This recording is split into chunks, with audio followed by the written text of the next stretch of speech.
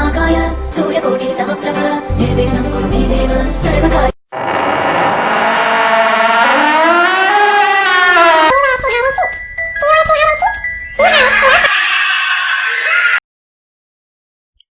चमेली के उन फूल के पौधों को देखकर छोटो मामा के मन में सहज ही ख्याल आया कि पिछले कुछ दिनों से यहां पर सांपों को बहुत देखा जा रहा है, और वैसे भी बच्चे खेलते खेलते वहीं पहुंच जाते हैं।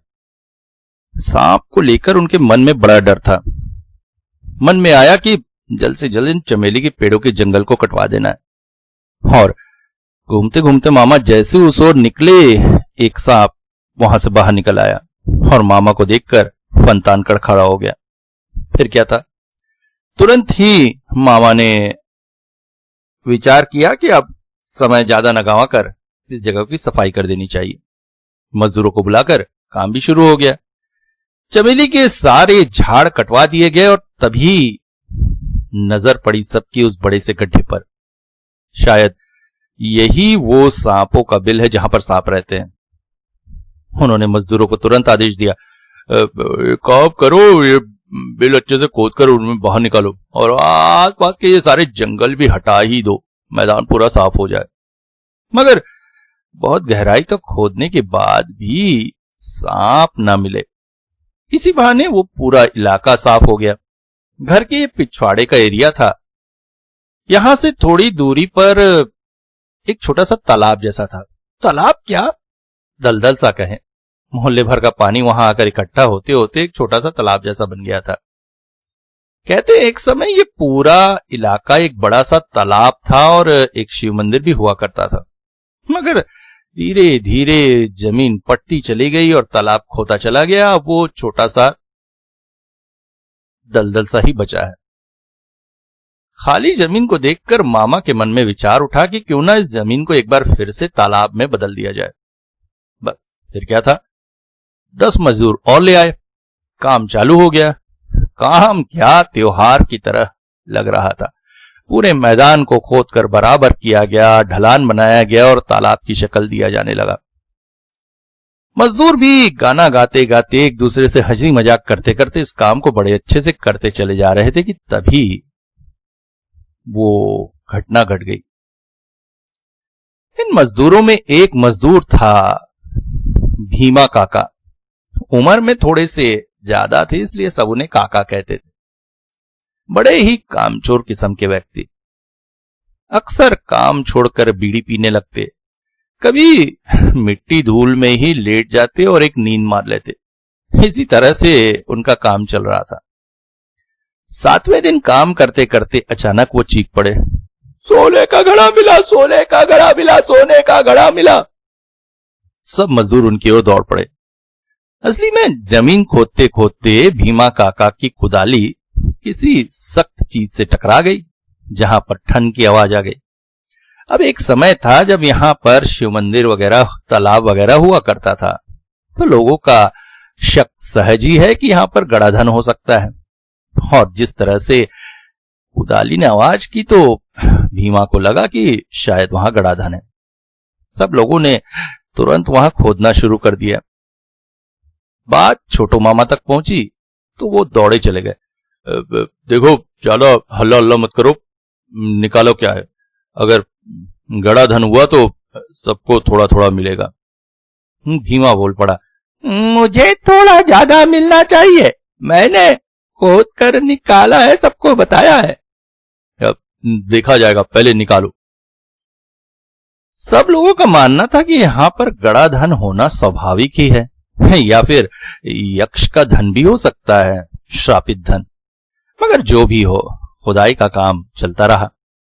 मगर सबकी आशा के विपरीत निकला एक बड़ा सा पत्थर। पत्थर को जब धो पोंछ कर साफ किया गया तो दिखाई दिया कि ये पत्थर नहीं, एक मूर्ति है। मगर किसकी मूर्ति? बड़ी ही भयानक सी शक्ल, सिर पर ढेर सारे बाल, आंखें ऐसी जैसे बाहर निकल के गिर रही है, एक हाथ में गदा पकड़े और एक हाथ टूटी हुई। ऐसी विभत्स किसी देवता की मूर्ति तो लग नहीं रही थी, किसी राक्षस या देव की क्या पता। मगर खुदाई का काम फिर से चालू हो गया, मगर गड़ा धन नहीं मिला। हाँ, ऐसी ही कुछ टूटी फूटी मूर्तियां जिन्हें पहचानना भी मुश्किल था, कुछ टूटे घड़े, इंसानी हड्डियां और कुछ नहीं। सब बड़े निराश हुए। छोटो मामा ने कहा, चलो चलो अब काम करो, कोई गड़ा धन नहीं। और उस मूर्ति को हमारे घर की बैठक में रख दिया गया। कुछ ही दिनों में तालाब बनकर तैयार हो गया। इतना सुंदर लग रहा था वो तालाब। अब हम बच्चे, छोटो मामा, बड़ो मामा सभी उस तालाब में नहाने लगे। गांव के लोग भी यहां आकर स्नान कर शीतल होते। गांव में आसपास ऐसा कोई अच्छा तालाब भी नहीं था, अतः सबके लिए सुविधा हो गई। सबने छोटो मामा की बड़ी तारीफें की। मूर्ति के बारे में जब मास्टर जी को पता चला तो वो तुरंत ही घर आए। मूर्ति तो बहुत पुरानी दिख रही है, एक काम करता हूं, शहर जाकर मेरे पहचान के कुछ आर्कियोलॉजिस्ट है उन्हें बुला लाता हूं। अगर 400-500 साल पुरानी मूर्ति हुई तो इसे तो सरकार को दे देना होगा, वो म्यूजियम में रखेंगे। मगर मास्टर जी का शहर जा पाना इतनी जल्दी ना हो सका, क्योंकि कुछ ही दिनों बाद वो बीमार पड़ गए और कहीं आने जाने लायक न रहे। तालाब लोगों की सेवा कर रहा था। एक दिन बड़ो मामा ने छोटो मामा से कहा, सुन रहा है सोना? छोटो मामा का नाम सोना। मैं सोच रहा था इसमें कुछ मछली के बीज डाल देते हैं, मछलियां बड़ी होंगी तो यहां बैठकर कांटा डालकर मछली पकड़ने का आनंद देंगे। भैया बिल्कुल सही कह रहे आप जरूर ये कर दीजिए। सब कुछ ठीक ही चल रहा था कि अचानक छोटी मिली बैठक खाने में जाने से डरने लगी। पता नहीं उस मूर्ति को देखकर उसे क्यों डर लगता था। वो कहती जब भी वो मूर्ति की तरफ देखती है उसमें से अजीब सा प्रकाश निकलता दिखाई देता है। बच्चों की कल्पनाएं भी कहां कहां चली जाती हैं। सबने इस बात को बच्चे की कल्पना समझकर ही भुला दिया। मगर उस दोपहर कुछ अजीब सा हुआ। मिली स्कूल से लौटकर मूर्ति के पास ही वाले सोफे पर अपना बस्ता रख रही थी कि अचानक उसे उसका नाम कोई पुकार रहा है सुनाई दिया। वो चौंक पड़ी। उसे ऐसा लगा कि जैसे उस मूर्ति ने ही उसका नाम पुकारा है। वो चीख कर कमरे से बाहर भागी और पास ही से गुजर रही दादी मां से लिपटकर फूट फूट कर रोने लगी। सबने जब सुना तो सब कमरे में आए। वो कमरे में आने को किसी हाल को तैयार नहीं थी, मगर किसी तरह से उसे कमरे में लाया गया। छोटो मामा समझाने लगे, मिली बेटा ये पत्थर की मूर्ति है, इसकी ना तो वोकल कॉर्ड होती है, ना ही फेफड़े होते हैं, ना ही इसमें सांस है, ये कैसे तुमसे बातें करेगी। मगर मिली इस बात को मानने को कतई तैयार नहीं थी। और तभी उसने इशारा किया मूर्ति के पास ही रखे हुए खिलौने के घोड़े से। वो घोड़ा कैसे गिरा? बात सच थी। उस दिन मूर्ति के पास कोई भी नहीं गया था, तो आखिर वो खिलौने का घोड़ा गिर कैसे गया। मगर मामा के पास इसका भी जवाब था कि घोड़ा थोड़ा सा सीधा खड़ा नहीं हो पाता है, इस वजह से गिर गया।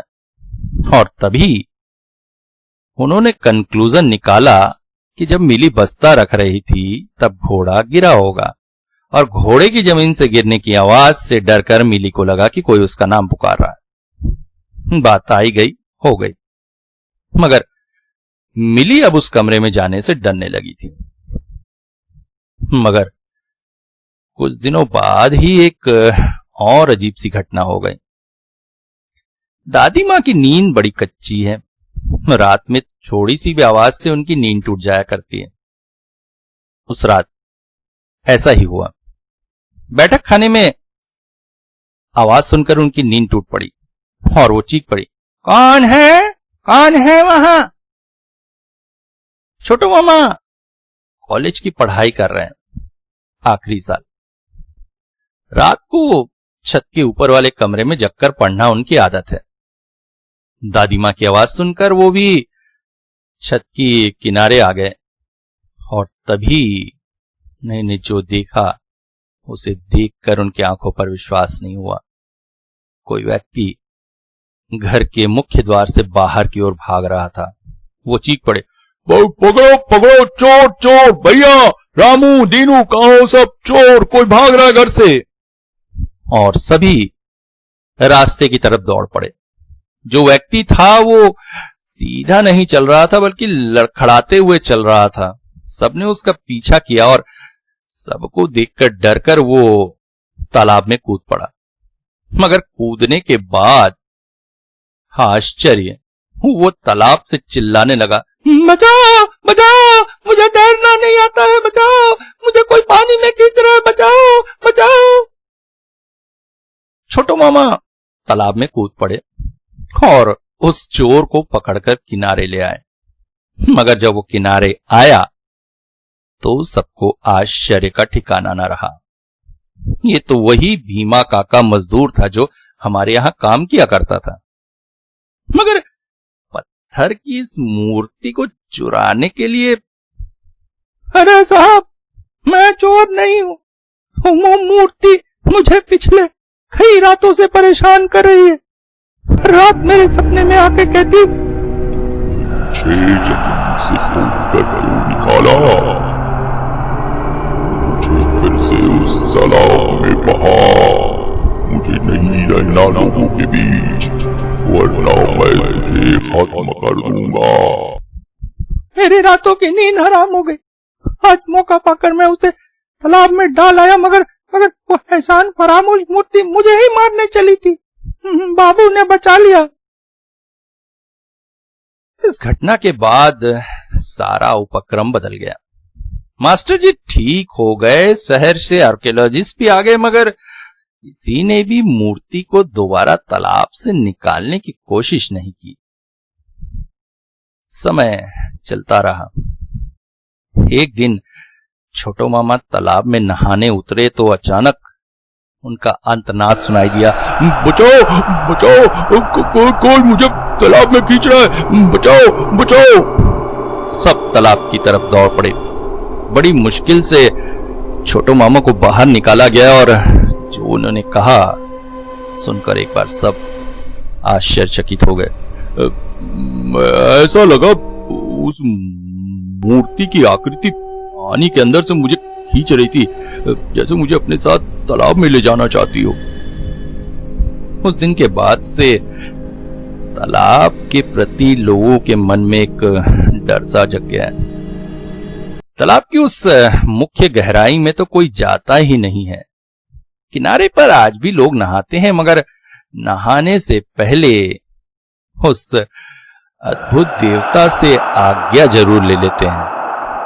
और ये भी सच है कि उस दिन के बाद से जो भी उस तालाब में बिना आज्ञा लिए उतरा